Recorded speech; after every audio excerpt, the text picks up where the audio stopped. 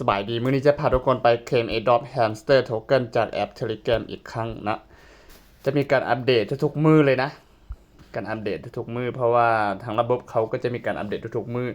รหัสทุกๆมื้อก็จะแตกต่างกันไปนะไพ่3ใบที่เปิดได้5ล้านก็แตกต่างกันไปฉะนั้นต้องได้มีการ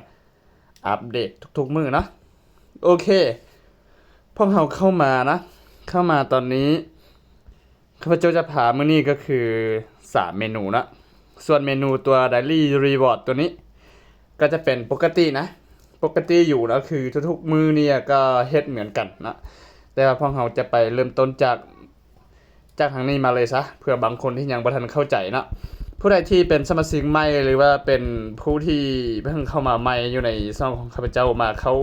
าเบิ่งในคลิปนี้อาจจะงงๆอยู่ว่าจะเริ่มต้นจังไดข้าพเจ้าจะแนะนำวิธีให้นะให้ไปค้นหาวิดีโออยู่ในช่องของข้าพเจ้าที่มีชื่อว่าแบบนี้นะ Hamster Free Drop ฉบับละเอียดทุกขั้นตอนครบจบในคลิปเดียวคลิปนี้นะคลิปนี้มันจะมีสอนทุกอย่างตั้งแต่เริ่มต้นว่าควรเฮ็ดจังใดและทุกเมนูอยู่ในระบบว่าบนนี้มันเฮ็ดหยังบนนั้นเฮ็ดหยังเนาะเพราะว่าข้าพเจ้าบ่ค่อยมีเวลาที่จะสอนทุกๆคนฉะนั้นข้าพเจ้าเฮ็ดคลิปนี้มาเพื่อให้แต่ละคนเข้าไปเบิ่งนะเบิ่งทุกขั้นตอนสามารถเฮ็ดเป็นเลยนะเบิ่งแล้วสามารถเฮ็ดเป็นและเข้าใจนะโอเคฉะนั้นเรากลับไปที่ตัวของ Telegram เพื่อในการเคลม Airdrop กันนะ Airdrop ก็คือเหรียญที่เขายังบ่ทันแจกจ่ายให้ทุกคนและก็เป็นเหรียญที่ยังบ่ทันออกสู่ตลาดนะให้ทุกคนเข้าใจนะหลายๆคนถามว่าจะถอนเงินจังใดขอวิธีถอนข้าพเจ้าแนะนำเลยว่าทางระบบเขายังบ่เปิดวิธีถอนให้นะแต่ว่าก็คือให้ทุกคนไปเชื่อมต่อกระเป๋านะให้ทุกคนไปเชื่อมต่อกระเป๋าอยู่นี่แล้วเนาะนี่แหละให้ทุกคนมาเชื่อมต่อกระเป๋าตัว Airdrop ตัวนี้นะเชื่อมต่อกระเป๋าเรียบร้อยกันเชื่อมต่อกระเป๋าเนี่ยให้ทุกคนอยู่ในหน้าตาแบบนี้นะต้องอยู่ในหน้าตาแบบนี้จึงถือว่าเชื่อมต่อกระเป๋าได้นะต้องเชื่อมต่อกระเป๋าให้มันเรียบร้อยเวลาที่เขาสั่งถอนเนี่ยมันจะถอนเข้ากระเป๋าที่พวกเขาเชื่อมต่ออยู่ที่นี่นะอยู่ในคลิปที่ยาวๆคือคลิปละเอียดทุกอย่างก็แนะนำไปแล้วนะส่วนเหรียญตัวนี้มันอาจจะบ่แม่นเงินที่ทางว่าพวกเราจะถอนออกไปได้นะแต่อาจจะเป็นเหรียญหรือว่าเป็นคะแนนสะสมเพื่อในการแลกเอาเงินจริงหรือว่าเอาเหรียญของเขานั่นเองนะอาจจะเป็นคะแนนสะสมของแต่ละคนนะโอเคพวกเรามาเริ่มต้นจากตัวของ Daily Reward นะ Daily Reward มื้อนี้บ่มีหยังเฮ็ดเลยนะมีแต่อย่างเดียวคือเคลมตัวที่เคลมประจำวันนะมื้อนี้ก็เป็นมื้อที่12ของข้าพเจ้านะก็ได้รับ 1K 1,000นะคลิกรับเข้าไปนะแบบนี้ก็ถือว่าเรียบร้อยนะบัดนี้ไปตัวของเปิดไพ่ก่อนนะไปตัวของเปิดไพ่ก่อนเพราะว่าเปิดไพ่นี่ข้าพเจ้าเปิดมาก่อนแล้วนะเปิดไพ่คลิกเปิดไพ่ปุ๊บให้แต่ละคนไปเปิดไพ่3ใบนี่นะ3ใบนี่สำคัญคือชื่อ3ชื่อนี้นะต้องอ่านชื่อให้มันละเอียดนะเมื่อเปิดได้ก็จะได้5ล้านนะเปิดได้ก็จะได้5ล้านนะใบที่1ก็จะเป็นใบที่มีชื่อแบบนี้ใบที่2ก็มีชื่อแบบนี้ส่วนใบที่3ก็มีชื่อแบบนี้นะโอเคจะพาทุกคนไปว่าต้องไปจังใดนะก็ให้มาที่คำว่า PR and Team นะ PR และ Team กดเข้ามาแล้วก็เลื่อนเลยนะเลื่อนเข้ามานะเลื่อนมาจะเห็นนะใบที่1ก็คือใบนี้นะราคาก็บ่แพงเด้อราคาบ่แพงแต่ว่าผู้ใดที่ยังเป็นล็อกกระแจอยู่หั่นเนาะของผู้ใดที่ยังเปิดบ่ได้เป็นล็อกกระแจอยู่ก็ไปเบิ่งคลิปยาวๆหั่นคลิปที่ข้าพเจ้าแนะนำก่อนหั่นเนาะรายละเอียดทุกอย่างมันจะมีอยู่หั่นเนาะว่าเราจะไปเปิดกระแจได้จังใดนะมันก็จะมีอยู่หั่นหมดนะนี่คือใบที่2นะนี่คือใบที่2นะมาเปิดใบที่2แล้วก็มาเปิดใบที่3นะใบที่3มันใบใดแล้วนะรอแป๊บนึงนี่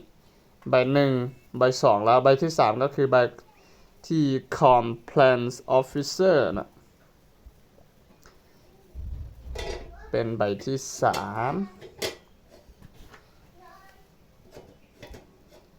ต้องซอกให้เห็นก่อนนะ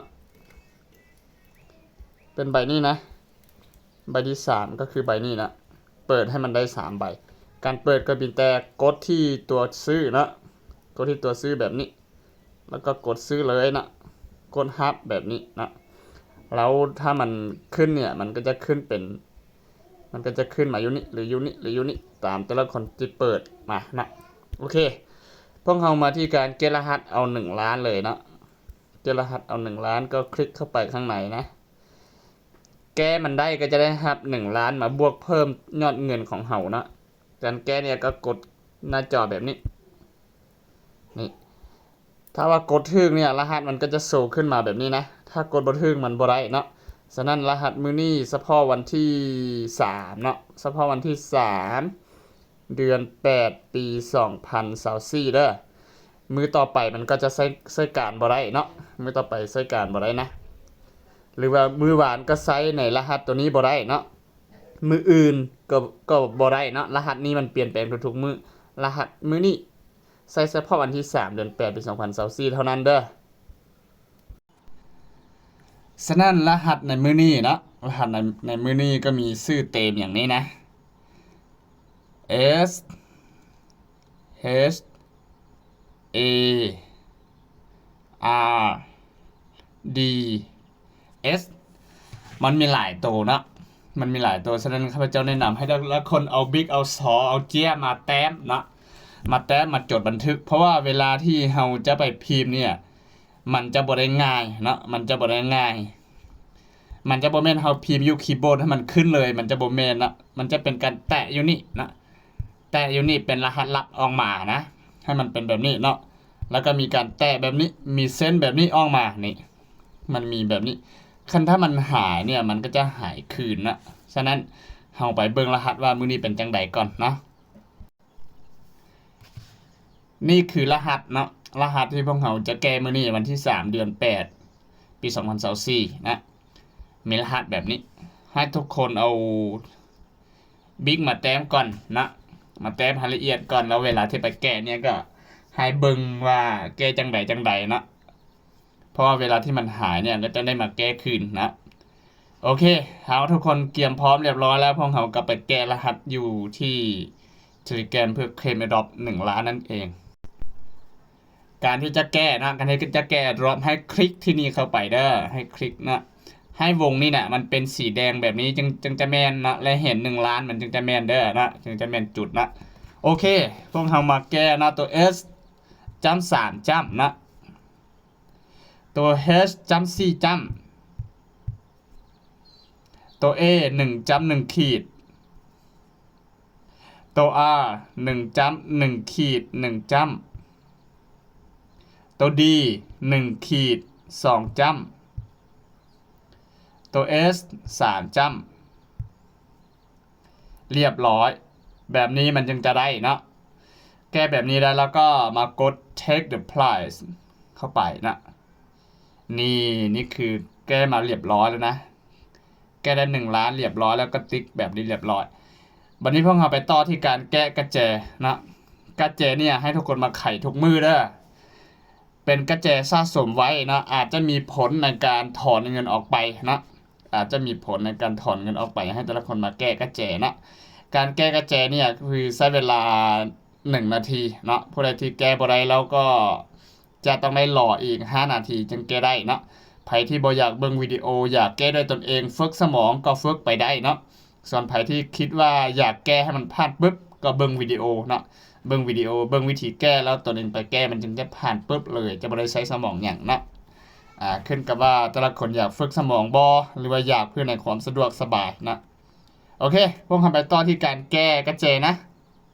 การแก้กระแจข้าพเจ้าเป็นผู้เริ่มต้นนะอาจจะมีการผิดพลาดบ้างก็ให้แต่ละคนมาเบิ่งเอาวิธีที่ถึกๆสุดๆแล้วค่อยไปแก้เด้อเพราะว่าข้าเจ้ามีการที่ทดลองว่าจะไปทางใดก่อนนะเนาะฉะนั้นมีการที่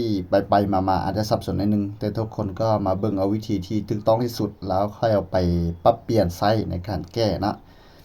การแก้ก็คือต้องเอาตัวที่มันบังกระแจตัวนี้เอาออกไปหมดก่อนให้มันมีช่องทางตามลูกศรที่กระแจจะไปนะข้าพเจ้าอาจจะมีการลองหลายๆครั้งอาจจะมีการสับสนลายตานะบัดนี้ต้องเอาตัวแดงตัวที่อยู่ทางหลังกระแจนี้ขึ้นไปถึงก่อนนะต้องขึ้นไปถึงให้มันตัวเขียวนี่มาจ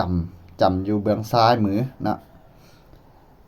จำอยู่เบื้องซ้ายมือแล้วตัวแดงนั่น มันจึงจะเลื่อนลงมาตัวเขียวเลื่อนไปบัดนี้ขึ้นแดง2ตัวหมดมันจึงจะเห็นช่องทางไปนี่คือไขกระเจเรียบร้อยเนาะไขกระเจเรียบร้อยก็จะเป็นประมาณนี้นะโอเคขอบใจนะ